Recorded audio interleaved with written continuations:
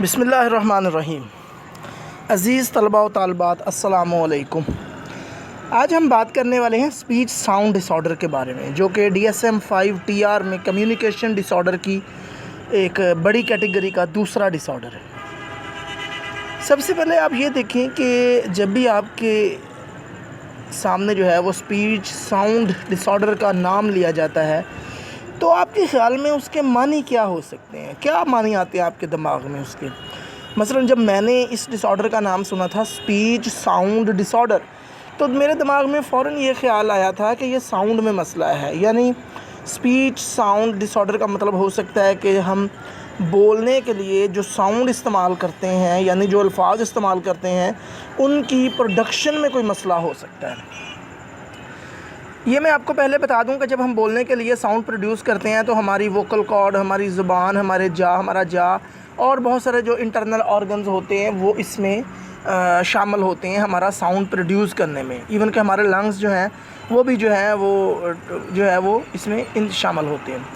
مائی dear students, speech sound disorder کا مطلب ہے آپ بولنے کے لیے جو الفاظ پروڈیوس کرتے ہیں وہ صحیح طریقے سے پروڈیوس نہیں ہوتے، اور جب وہ صحیح طریقے سے پروڈیوس نہیں ہوتے تو وہ صحیح سے ادا بھی نہیں ہوتے، جس وجہ سے پروننسیشن ٹھیک نہیں ہوتی۔ یعنی اگر پروننسیشن ٹھیک نہیں ہوتی، یعنی اگلا بندہ جسے آپ کوئی بات بتانا چاہ رہے ہوتے ہیں وہ صحیح سے اس بات کو سمجھ نہیں پاتا۔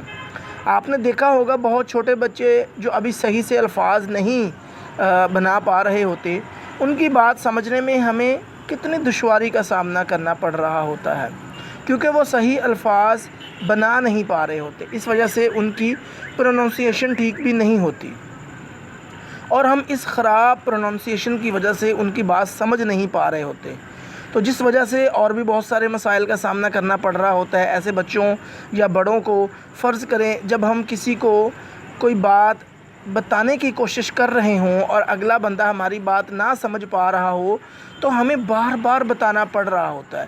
اب اگلا بندہ کیوں نہیں سمجھ پا رہا ہوتا ہے؟ کیونکہ اس کو ہماری بات سمجھ نہیں آ رہی ہوتی، تو جس کی وجہ سے ہم غصہ میں بہت جلد آ جاتے ہیں، اور اکثر اگر ہم مسلسل ہماری بات کو نہ سمجھا جا رہا ہو تو ہمیں چیزوں کو پٹخنا تک ہم شروع کر دیتے ہیں۔ اب یہاں پر میں نے بچوں کی اگزامپل دی ہے جو بہت چھوٹے بچے ہوتے ہیں۔ جب ہم نے یہ ڈس آرڈر ڈائیگنوز کرنا ہوتا ہے نا جی، تو ہم بہت چھوٹے بچوں پہ یہ ڈس آرڈر ڈائیگنوز نہیں کرتے، کیونکہ ان کی ابھی تو ان کی ایبلٹی ہی نہیں ہوتی۔ یہ ڈس آرڈر اس وقت ڈائیگنوز کیا جاتا ہے جب عام بچوں کی یا نارمل بچوں کی ایبلٹی ہو صحیح پروننسیشن کی، یعنی صحیح الفاظ کو پروناؤنس کرنے کی عمر میں پہنچ جائے لیکن صحیح سے پروناؤنس نہ کر پا رہے ہوں، تب یہ ڈس آرڈر جو ہے وہ ڈائیگنوز کیا جاتا ہے۔ آج ہم اسی طرح کے ایک ڈس آرڈر کے بارے میں بات کرنے والے ہیں جس کو اسپیچ ساؤنڈ ڈس آرڈر کہا جاتا ہے۔ یعنی یہ میں نے آپ کو جو بتایا ہے بیسیکلی جو ہے وہ آپ کو ایک مین انٹروڈکشن میں نے دیا ہے اس سے پہلے۔ تو اسپیچ ساؤنڈ ڈس آرڈر جو ہے اس کو ہم اب ڈائگنوسٹک کرائٹیریا ہم اس کا دیکھ لیتے ہیں۔ DSM-5 کے مطابق کرائٹیریا اے جو ہے that is persistent difficulty with speech sound production that interferes with speech intelligibility اور prevents verbal communication of messages, یعنی الفاظ کو بنانے میں مسلسل مشکل پیش آنا جس وجہ سے بچے کو بول کر اپنی ضروریات دوسروں کو بتانے میں مسئلہ پیش آ رہا ہوتا ہے۔ کرائٹیریا بی کیا ہے جی؟ The disturbance causes limitations in effective communication that interfere with social participation, academic achievement اور آکوپیشنل پرفارمنس انڈیویجولی اور ان اینی کمبینیشن۔ اس کرائٹیریا بی کو اگر میں تھوڑا ایکسپلین کروں تو وہ کچھ یوں ہوگا کہ اس مسئلہ کی وجہ سے بچے صحیح طریقے سے دوسروں تک اپنی بات نہیں پہنچا سکتے، اور یہ مسئلہ ان کی پڑھائی میں بھی رکاوٹ بنتا ہے، ان کے کام میں بھی رکاوٹ بنتا ہے، اکیلے بھی جو وہ کام کر رہے ہوتے ہیں رکاوٹ بن سکتا ہے، اور جب دوسرے گروپ کے ساتھ کام کر رہے ہوتے ہیں تب بھی وہ رکاوٹ بن سکتا ہے۔ کرائٹیریا سی کیا ہے جی؟ Onset of symptoms is in the early developmental period. DSM کے کرائٹیریا سی کے مطابق یہ مسئلہ ارلی ڈیولپمنٹل پیریڈ یعنی 18 سال سے پہلے شروع ہونا چاہیے، تب ہی آپ اس ڈس آرڈر کو جو ہے وہ ڈائیگنوز کر سکتے ہیں۔ DSM-5 کا چوتھا یعنی کرائٹیریا ڈی ہے، the difficulties are not attributable to Congenital or acquired conditions such as cerebral palsy, cleft palate, deafness or hearing loss, traumatic injury, brain injury or other medical or neurological conditions. Criteria D criteria जो है वो हमें ये बताता है कि आपने किसी बच्चे को अगर स्पीच साउंड डिसऑर्डर डायग्नोस करना है तो डायग्नोस करते वक्त इस चीज़ का ध्यान रखना है कि अल्फाज ना बना पाने का मसला जो है कहीं इस वजह से तो नहीं कि बच्चा पैदाइशी तौर पे ऐसा हो या बाद में किसी दूसरे मसले की वजह से बच्चा अल्फाज बनाने में मुश्किल का सामना करना पड़ रहा हो। मसलन डेफनेस तो नहीं है उसको, सेरिब्रल पाल्सी तो नहीं है यानी सीपी चाइल्ड तो नहीं है, ब्रेन इंजरी तो नहीं है, कोई और मेडिकल कंडीशन तो नहीं है, या कोई और न्यूरोलॉजिकल कंडीशन या मसला या बीमारी या डिसऑर्डर तो नहीं है। तो आपने इन बातों का ध्यान रखना है कि ये मसला साइकोलॉजिकल है या बाद में किसी दूसरे मसला की वजह से जो है वो पैदा हुआ है। तकरीबन 2 से 13% बच्चे इस मसले का जो है वो शिकार होते हैं। अच्छा जी, अब आ जाते हैं इस मसले की वजूहात की तरफ। वैसे तो साइंसदान अभी तक इस बीमारी की कोई मंतकी वजह मालूम नहीं कर सके, लेकिन उनके मुताबिक कुछ चीज़ें जो हैं वो ऐसी हैं जो इस मसले की वजह बन सकती हैं, इसकी कॉज बन सकती हैं, जिन पर मज़ीद जो रिसर्च जो है वो की जा रही है। मसलन सबसे पहले बात कर लेते हैं जेंडर की। जेंडर का बड़ा किरदार मालूम हो रहा है, अहम किरदार मालूम हो रहा है इस मसले की वजह के तौर पर। रिसर्च ये कहती है कि लड़कों में लड़कियों की निस्बत जो है ये मसला ज़्यादा पाया जाता है। दूसरे नंबर पर फैमिली हिस्ट्री है। वो बच्चे जिनके ख़ानदान में पहले से ऐसे लोग मौजूद हों जिनको ये मसला हो, तो ऐसे बच्चों में ज़्यादा चांसेस होते हैं इस मसला के डेवलप होने के, यानी स्पीच साउंड डिसऑर्डर के डेवलप होने के। तीसरे नंबर पर मुआशी दर्जाबंदी यानी सोशो इकनॉमिक स्टेटस आ जाता है। ऐसे लोग जिनका सोशो इकनॉमिक स्टेटस लो है, इनमें ज़्यादा चांसेस होते हैं इस मसला के पैदा होने के।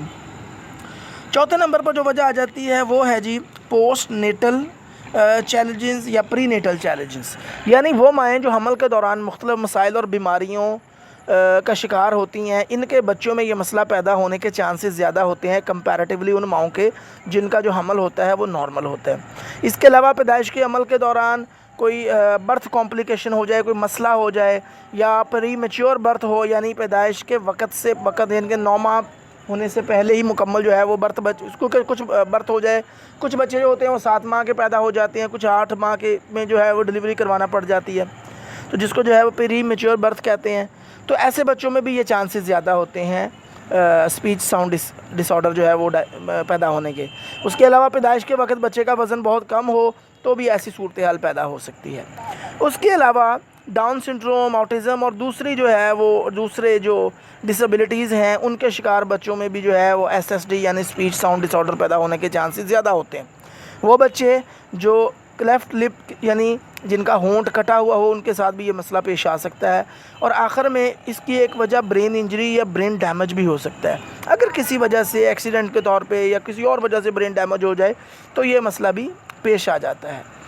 अच्छा, अब देख लेते हैं जी कि स्पीच साउंड डिसऑर्डर की अक़साम कौन कौन सी हैं। सबसे पहली किस्म जो है दैट इज़ डिसफ्लुएंसी, दूसरी है आर्टिकुलेशन डिसऑर्डर, तीसरी फोनोलॉजिकल डिसऑर्डर,